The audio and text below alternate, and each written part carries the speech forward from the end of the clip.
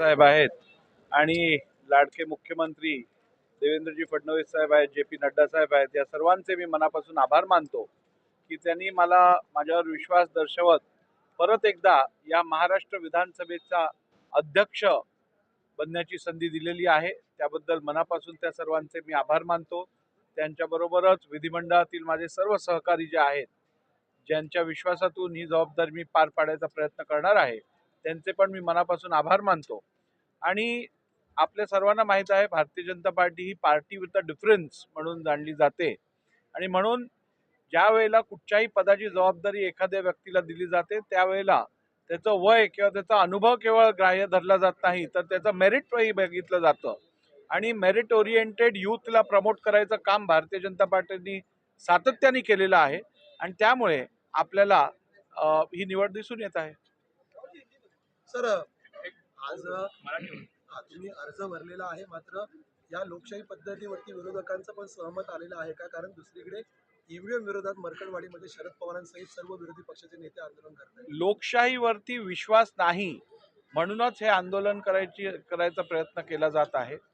आपण जर बघितलं असेल तर लोकसभेला ईव्हीएम माध्यमातूनच निवडणुका घेतलेल्या, त्यावेळेला कोणीही कसली तक्रार केली नाही, राजीनामे दिले नाहीत। आता अचानक आपल्या मनाविरुद्ध एखादी गोष्ट घडली किंवा कौल आला की त्याचं खापर निवडणूक आयोगावरती फोडायचं, हा केविलवाणा प्रकार सातत्याने विरोधकांकडून होत आहे आणि मला असं वाटतं की येणाऱ्या काळात आपण संविधानिक संस्थांवरती असे हेतू आरोप न करता त्यांच्यावर विश्वास ठेवून संविधानाने दिलेल्या जबाबदाऱ्या योग्यरित्या पार पाडायच्या आणि जनतेने दिलेला मॅन्डेट जो आहे त्याचा कुठेही अवमान व्हायला नाही पाहिजे याची काळजी ही सातत्याने आपण घेणं आवश्यक आहे। एकजूट नाहीये का विरोधकांमध्ये? कारण त्यावेळेला सातत्यानं तुमच्यावर सुद्धा आरोप केले जात होते आणि आता संविधानिक प्रक्रियेची दुसरी निवडणूक आहे, त्या आयोगावर सुद्धा टीका केली जाते आहे।